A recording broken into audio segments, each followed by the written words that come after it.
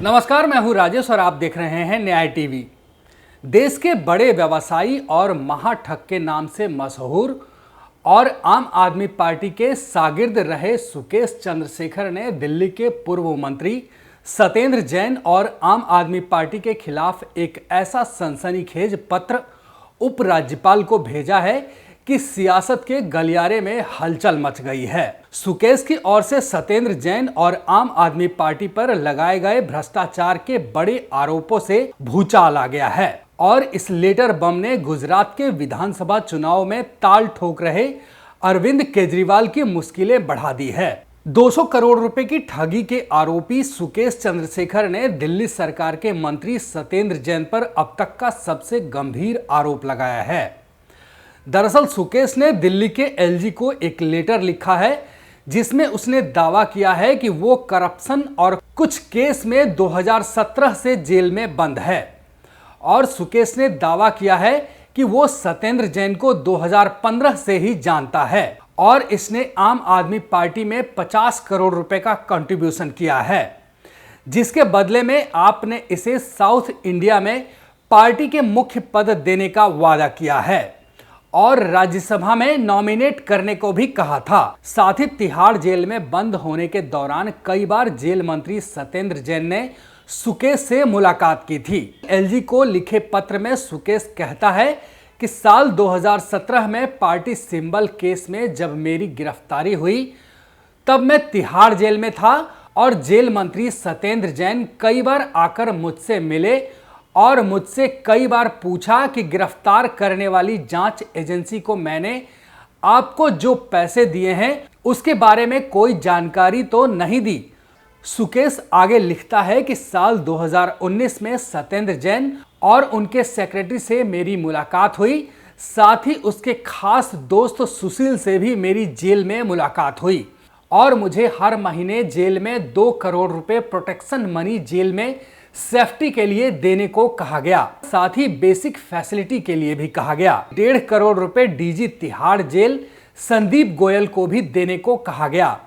और कहा गया डीजी उनका लॉयल एसोसिएट है। सुकेश आगे कहता है कि मेरे ऊपर 2-3 महीने में 10 करोड़ रुपए देने का दबाव बनाया गया और ये सभी पैसा कलकत्ता में जैन के खास एसोसिएट चतुर्वेदी ने कलेक्ट किया। वहीं टोटल 10 करोड़ रुपए सत्येंद्र जैन और 12.50 करोड़ रुपए डीजी तिहाड़ जेल संदीप गोयल को दिए। ईडी की जांच के दौरान मैंने डीजी तिहाड़ द्वारा चलाए जाने वाला रैकेट का खुलासा किया था और हाईकोर्ट के जरिए इस मामले में सीबीआई जांच की भी मांग की थी, जिसमें कोर्ट ने नोटिस जारी करके अगले महीने सुनवाई रखी है। वहीं सीबीआई जांच के दौरान भी मैंने सत्येंद्र जैन और डीजी तिहाड़ को जो पैसे दिए उसके बारे में जानकारी दी, पर कोई एक्शन नहीं लिया गया। वहीं सुकेश का कहना है कि सत्येंद्र जैन तिहाड़ जेल नंबर 7 में हैं और वो डीजी जेल के जरिए मुझसे धमकी देकर हाईकोर्ट से शिकायत वापस लेने का दबाव बना रहे हैं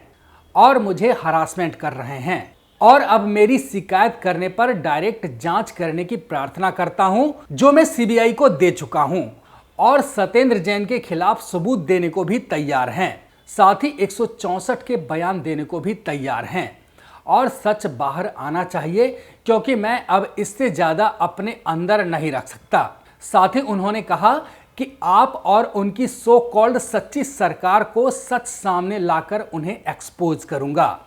इस प्रकार सुकेश ने एलजी को पत्र लिखकर सत्ता के गलियारे में सनसनी मचा दी है। वहीं भाजपा पार्टी अब आम आदमी पार्टी पर हमलावर हो गई है और खुद को ईमानदार पार्टी बताकर सत्ता में आई आम आदमी पार्टी की सरकार इससे अब एक और नई मुसीबत में फंस गई है। वहीं दिल्ली के मुख्यमंत्री अरविंद केजरीवाल के लिए यह लेटर बम किसी बड़े झटके से कम नहीं है, क्योंकि यह ऐसे वक्त में सामने आया है जब केजरीवाल गुजरात में सरकार बनाने का दावा कर रहे हैं और इसका असर चुनावों पर पड़ना तय माना जा रहा है।